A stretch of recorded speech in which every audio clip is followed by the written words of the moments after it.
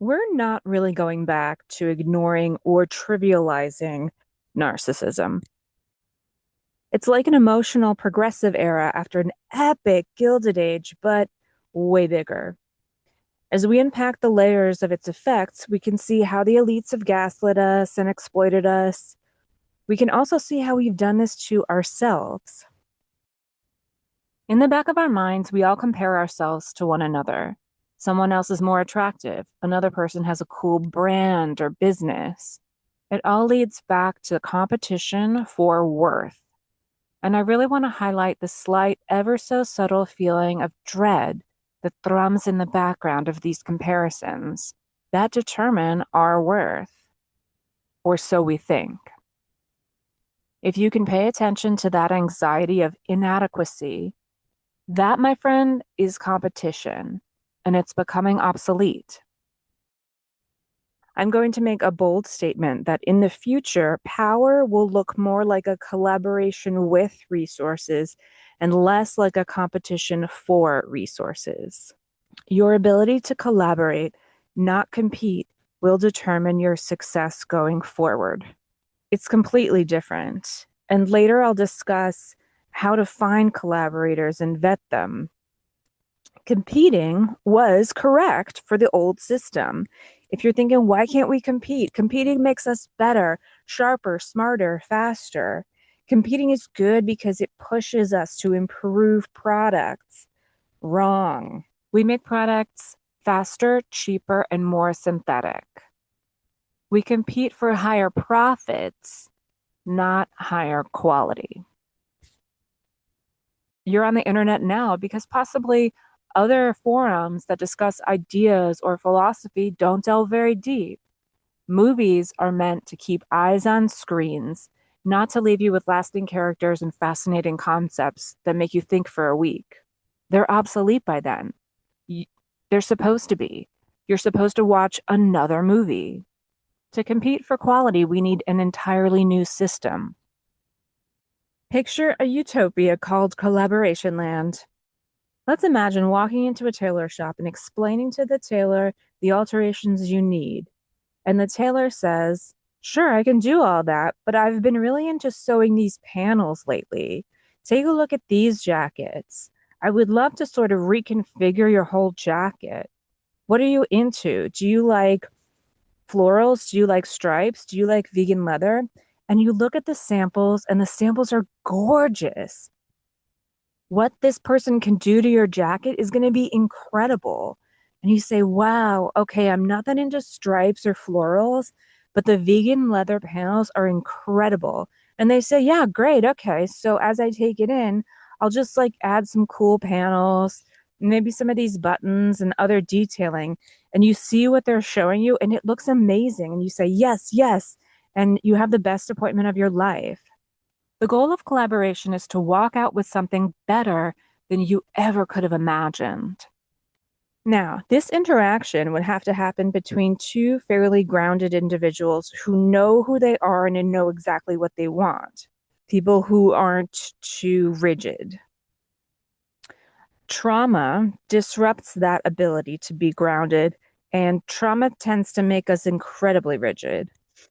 It's correct in a competitive world. So let's drag this back down to competition land. So in the real world, you're hearing this tailor say all this crazy stuff, and you're like, whoa, whoa, whoa. Obviously, they're just upselling me, right? I mean, clearly, that's just ridiculous. So this is some kind of scam. This is just them tacking on things to jack up the price. And that paranoia is fair. Maybe they are. Then there's the insecurity of having to choose all these different options. Maybe you don't like stripes, but you don't want to share it. Trauma makes many survivors feel that they can't speak up or that they'll make the wrong decision. Most trauma survivors aren't in touch with their real needs, so they can't just casually express them. It's some kind of trap, some kind of game, and they get really stressed out. Also, from the tailor's perspective, trauma conditions a person to dazzle and amaze their clients rather than express their spontaneous ideas. A trauma driven tailor might think, If I dazzle and wow all my clients and really knock it out of the park, then I can reach a place with clients where I am undeniable. The goal here is being unrejectable, which is trauma driven. And then your clients reject you because you're too intense. Do you see how stressful competing is?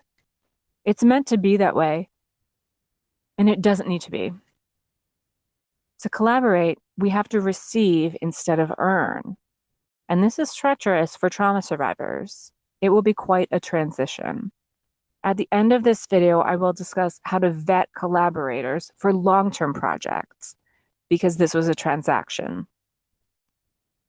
Healthy families can compete in fun competitions, and they learn that competing is a silly game and they get very lost in it.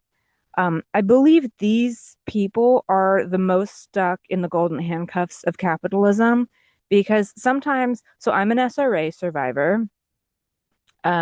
Sometimes I look at normies and I think they they're too trusting in the system of exploitation where they aren't really expressing their needs or getting them met. They're playing a game, playing a game, playing a game where only the wealthy win. Even if they're also sort of wealthy themselves, they are in a hierarchy and the house always wins.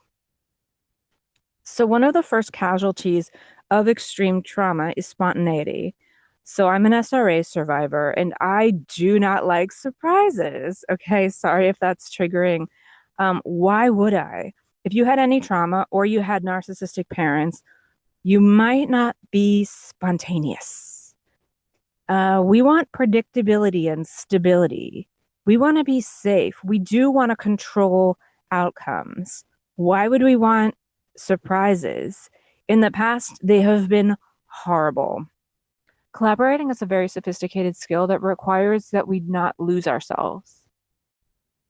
The more that I regulate my own nervous system and get in touch with my needs, the better I am as a collaborator. But it's still difficult. Collaboration actually becomes authentic and genuine.